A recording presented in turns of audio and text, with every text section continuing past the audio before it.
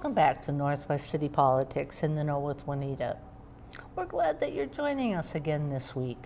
We're always happy that there are people like you out there, people that are interested in what's happening in their cities.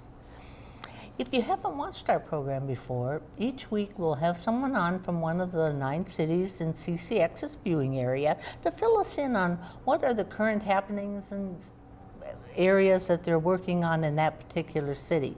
And then we always encourage you, if it's your city, take down the email and the phone number, and if any of the issues resonate with you, be sure to get in touch with your city council and your mayors and keep some dialogue going. So we're very glad that you're with us tonight, and we're glad to welcome John Elder from New Hope City Council. Thank you very much. It's been a little while since we've been on, but it has been. Yeah, I'm very happy to be back. Thank you for the opportunity.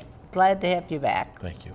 Now, you know that I'm going to ask you to introduce yourself out to our wider audience. Yeah.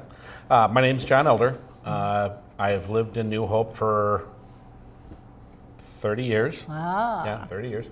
I was a police officer in town from 1999 to 2006. And in 2007, a midterm opportunity came to apply to be on the council. Right. Steve Summer moved out of the area, and his seat became vacant. So 9 other people and I went through a series of an application process and interviews, and very thankfully I was selected to be on the council. I served on the council from May of 07 until November of 07 when I got to run for that seat for the last 2 years. Right. 2007 I was elected to the council. And I've been reelected each of the times since then. Yeah, so you have a unique history with the city, right? I do. I think it's really helped me understand and see things a little bit differently than the average person coming into the council. So it takes a city council with a lot of different backgrounds is really good because it gives you different ideas than you might get from just everybody with the same kind of background. Absolutely, and some of the things that I've gotten to do while on the council is serve on the West Metro Fire District Board of Directors, the Bassett Creek Watershed Management System Commission, and I get to serve on the 7 Dreams Board of Directors, which I will be stepping off of because their meetings conflict with the fire department meetings. And I'm one of the founding members of the New Hope Community Farmers Market. So those are things in addition to council meetings and meetings with citizens that I get to partake in. But it's the new police station in the city hall to give people a little update on that. How long ago was it that the city council started on this project? Boy, it seems like 100 years ago. Yeah, this has been a long-term project. Right. But it was in, I think, probably 2014, we really started looking at this. And we hired Wold architects and engineers who specialize in these sort of buildings to come out and evaluate the conditions of the existing police station and city hall. I will tell you, having been a police officer, utilizing the New Hope Police Department, it needs to be redone for a myriad of reasons. Working in City Hall, even with the limited amount of time that I'm there, I can tell you it needs to be redone. And they went through, did an evaluation, and decided that a current municipal building had significant maintenance issues, very serious issues, and the current building is much too small.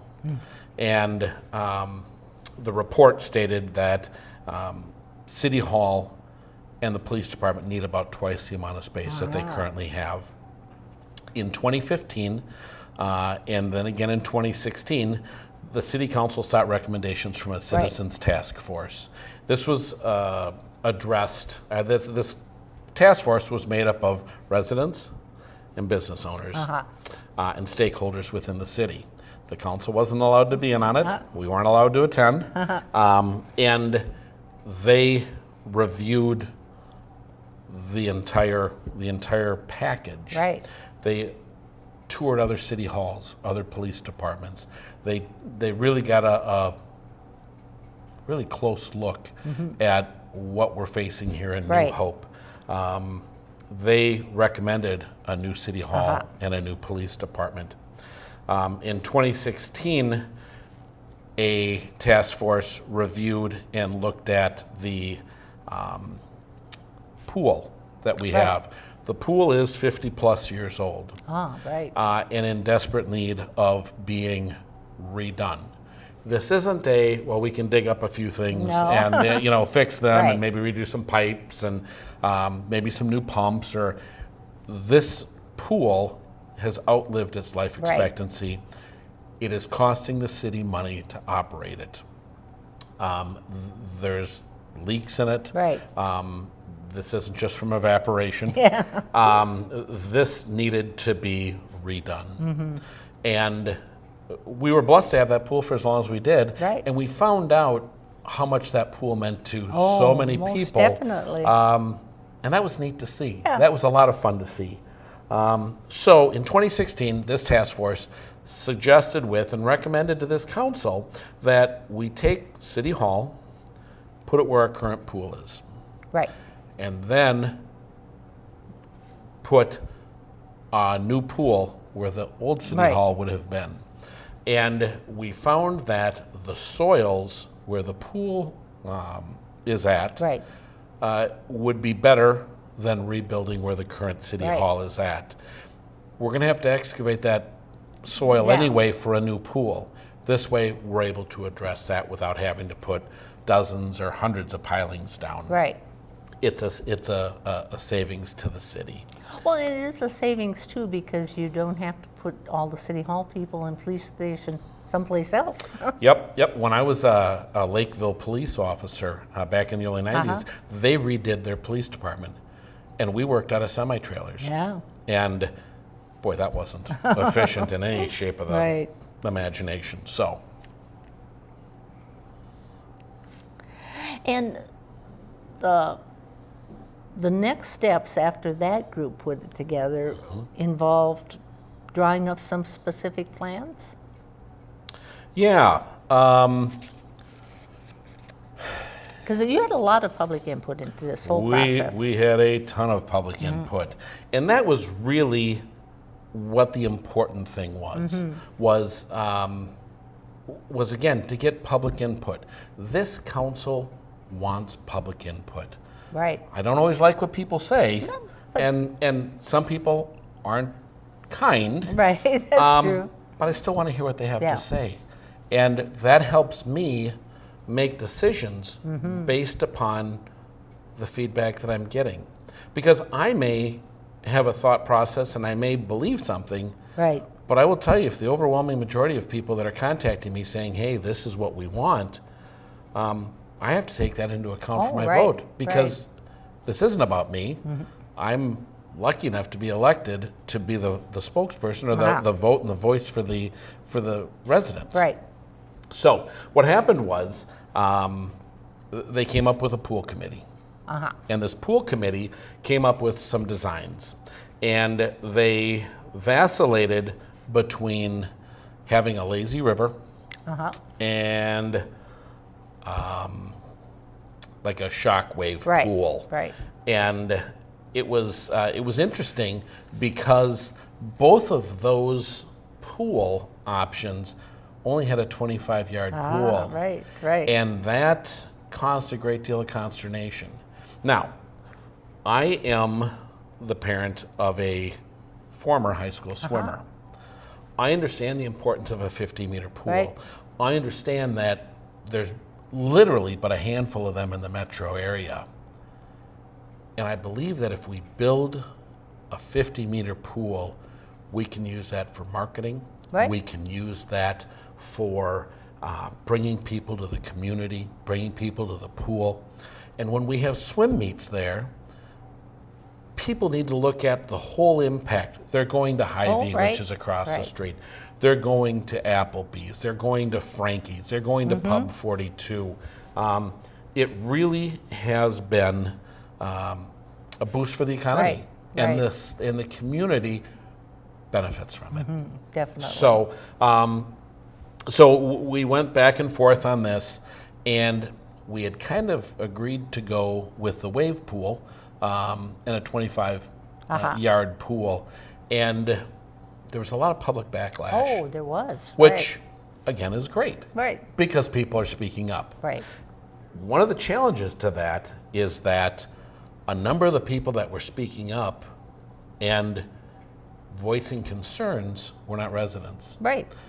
And those because there are only 3 50-meter pools in the whole metropolitan area. Correct. And the issue is there are people up saying you need to do a 50-meter pool, you need to do a 50-meter pool, but they're not paying the taxes for it. Right. They're not paying anything for it. So we reached out, we tried to figure out how we could do this. We were lucky to meet with our state representatives and our senator, Senator Ann Rest, and there was a push to get our pool as a regional asset. Which it is. It absolutely is, into a state bonding bill. And we're making decent headway with that. That's exciting. That bonding money, or that money out of the bonding bill would allow us to put in a 50-meter pool. And that's what I'm hoping will happen. As I said, I've wanted a 50-meter pool all along. Right. One of the things you learn on a council very quickly is your one vote. Right. And I've lost votes 4-1 before. At times I've been the 1, at times I've been the 4. So I was very, very excited to see that this may come to fruition. And people driving that area can see that the construction of the city hall and the police station are ongoing. Absolutely. And then the whole pool thing will come second. Yes. Right. And we still have some time to look at the different options. And we'll know more in May at the end of the session what we will be able to do. Right. And that's, again, it's exciting to have options. Yeah. And then another whole issue that's kind of right in the middle of things is in terms of organized garbage hauling. We won't go into the beginning part, but at this point, the city council was meeting with the garbage haulers. Yeah. Now, how many groups did you meet with? 5. Okay. 5. And it's exciting for the fact that we're actually having conversations with people and companies that are directly impacted by this. Right. It's Ace Solid Waste, Curbside Randy's, Republican Waste Management. And they had people at the table, and they sat and explained to us why it's a bad idea to go to organized garbage collection. Now, I didn't expect them to come and tell us that would be a great idea, but they did have some very, very valid points. And for me to not want to sit and listen to that would either be arrogant or stupid, one or the other. I don't know which, or both. But it was neat. It was interesting to hear their point of view on why we should do it or not do it. Right. They're saying that environmental does far more damage to our roadways than trucks, and that's true. There's a lot of different things. One of the things that I brought up and that I would like to see is possibly single-side collection. Instead of having all the trucks going up and down both sides of our street, maybe have all the trash on one side of the street and the truck goes up and down one time. So a way of accomplishing some of the same aims. Absolutely. As well as the city is working and putting together literature for folks who want to possibly do organized garbage collection in their own neighborhood. Sure. Now we'll switch gears again. Yeah. New Hope Farmers Market, you've been involved from the beginning. Yep. Maybe give us a brief thing about, because I think it's interesting in what citizens and the city council can work together to accomplish. This is a wonderful example of a public-private partnership. And 10.5 years ago, some people came to the New Hope City Council meeting, city work session, and said, you know what, you should have a farmer's market. Right. And they had some key stakeholders in the city that were there with them and said, you know, we think you should do this, we think it's a great idea. I said, you know what, I think that's a fabulous idea, I would support that 100%. The mayor at that time said, well, if you think it's such a great idea, why don't you be on the board? So you have been said, since, why don't I? So this year we're starting our 10th year. Yeah. And it has moved a few times due to construction and things like that. This year, for the second year, It is going to be on Xylon Avenue between the police department and the fire department. And even with the renovation of turning the pool into a Right. city hall, we'll still be able to be right Uh-huh. there. It's exciting. We have 69 stalls available, and we will have a lot of farmers. We try not to make it a flea market, but people that have local trades, talents, Right, whatever, right. are able to get a booth there. We have nonprofit booths and a youth booth. So Now, where would people park if they're coming to it this summer? it's a great question. People will be able to park at City Hall. Okay. We still have a good-sized parking lot there. Some people park at Hy-Vee. Okay. We'd prefer they didn't do that. We want to be good neighbors Yeah, to Hy-Vee. right. And it's not uncommon on nice days to get several hundred people to come through the Oh, market. yeah, it's been very popular. So we ask people to park at City Hall. Okay, because I thought that would be important to tell people Yes, ahead of time. absolutely. Now, when is the first farmers market going to be open? June 16th of this Okay. year. As a matter of fact, we're working with the one of the commissions in New Hope, and they're going to put together an art fair on that same Oh, opening that'll be day. fun. That's Yeah. exciting, and it's something new, and it's something that's different. Right. And again, it's a way that this farmers market board, although it has a council member on it, Right. is independent from the city. Yes. Yet we're able to work with the city commission to bring together a nice product.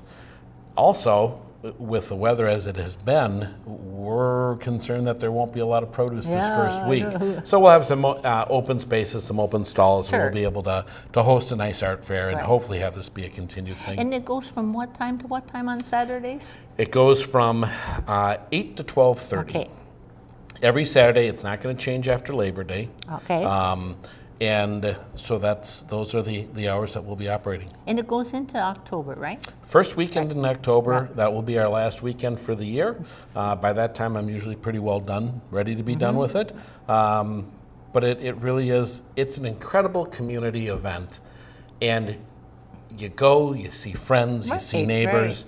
And even if you don't want produce, it's just a wonderful time. There's live And then you music. have special events that happen at different weekends, right? Yep. We one Saturday we will have a health fair day. One day is Family Day, where we have things directly aimed for children.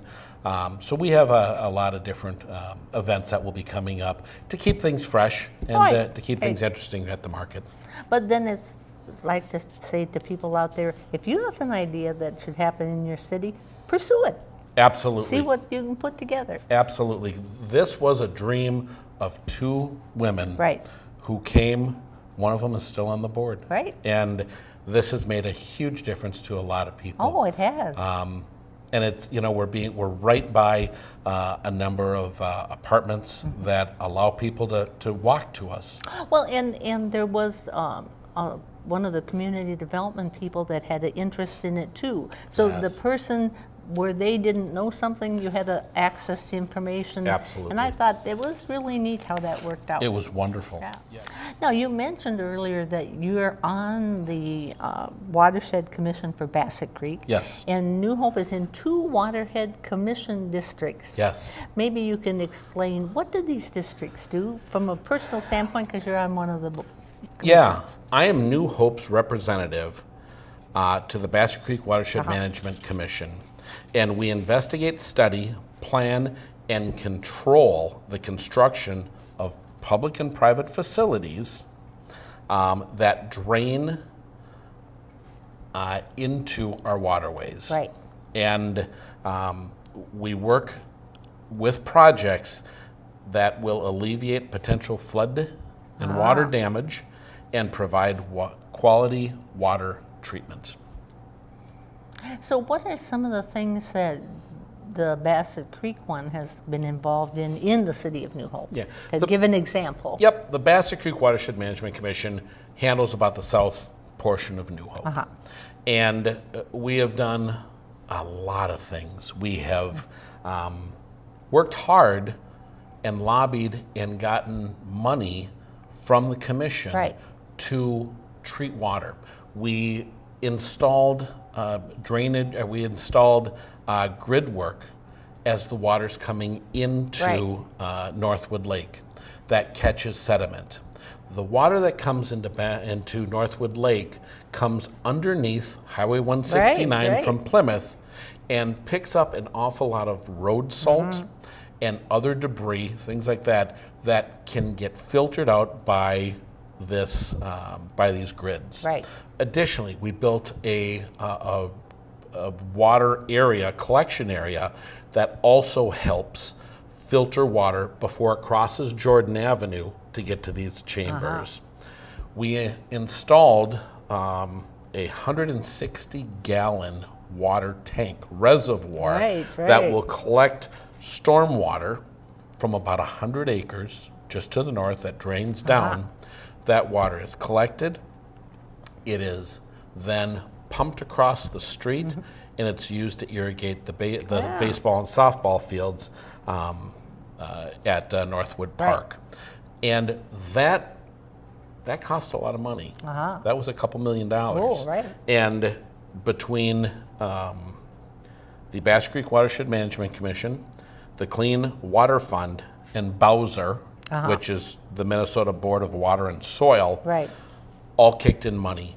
And the vast majority of that money was paid for by those entities. And it took lobbying on my part and networking on my part to make this need known, to get buy-in, and to work on the grants that the Bass Creek Watershed Management Commission formally submitted. So there's been a lot of things done in New Hope that will help to address water quality, because that water then goes out and then flows into Crystal. Right. And now, does the Watershed Commission get involved with that flooding on Medicine Lake Road in Winnetka? Absolutely. Maybe you could talk a little bit to that issue too.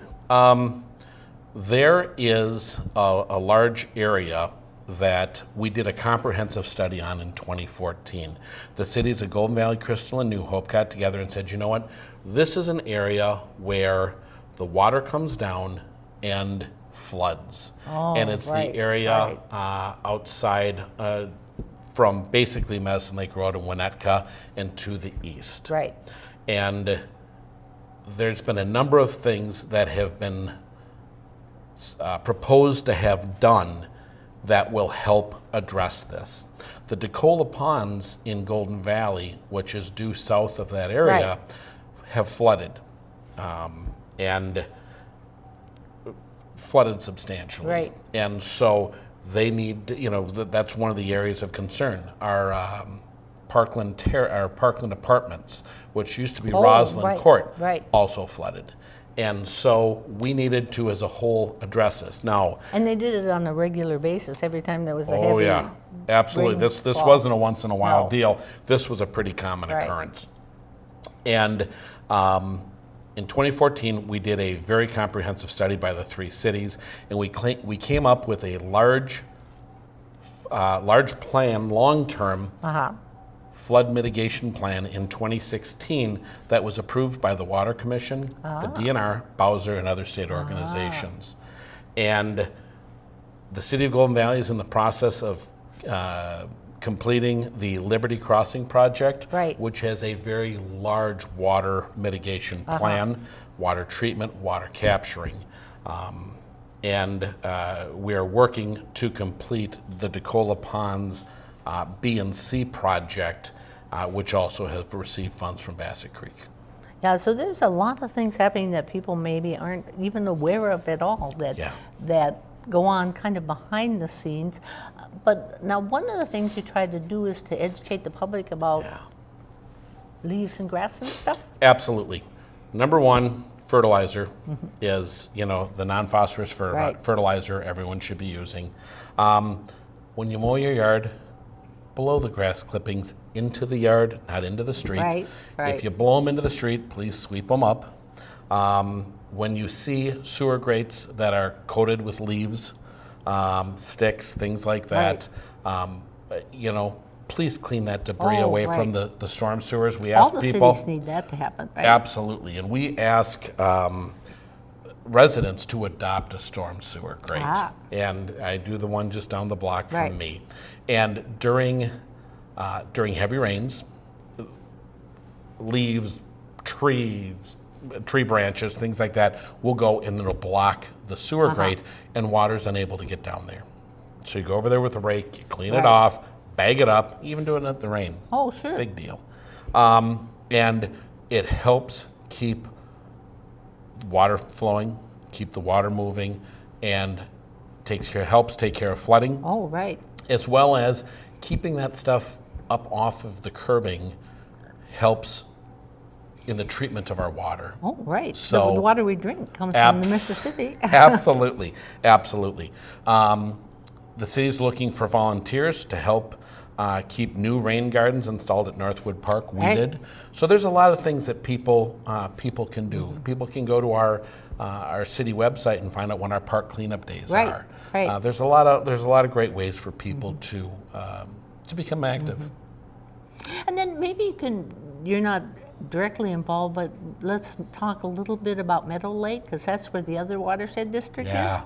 Maybe you can mention a little bit about them and what they've had to do. Meadow Lake is the lake in the north part of the Right. city, and they have an exemplary neighborhood group Yeah. that have really taken the steps. They've become an association, a Right. 501c3, I Right. believe, and they work to ensure water quality. Mm-hmm. They do education. They've applied for grants and have educated Right. all of the neighbors, not just those on the lake, Right. but all those surrounding it. They've done plantings. They have done shoreline restoration and shoreline management, and that's more than just going out and doing something. You've got to get DNR approval for Oh, that. right, right. And so this isn't just a group of people that are just wandering around guessing. Right. These are people that have educated themselves and have truly made that lake healthier, Right. more vibrant, and a wonderful place. And so that's two groups that people, because we're going to shift into volunteers. Sure. Two groups, both at Northwood Park and at Meadow Lake, that if somebody's particularly interested in this topic, they might want to check into joining their neighborhood groups. Absolutely. Both of them have an association. I know one is the Friends of Northwood Lake. Right. And I know the other folks have an association as well. People can join those, and if you have an interest in water quality and an interest in volunteerism and these sort of things, these are great groups to join. Right. These are good people. I get to go Thursday night to the Northwood Lake annual meeting, and it's just these are people that just want to make their community better. Well, I want to thank you so much for helping our audience out there learn about what's happening in New Hope. We're glad that you've been with us, and we hope you'll join us again. Bye.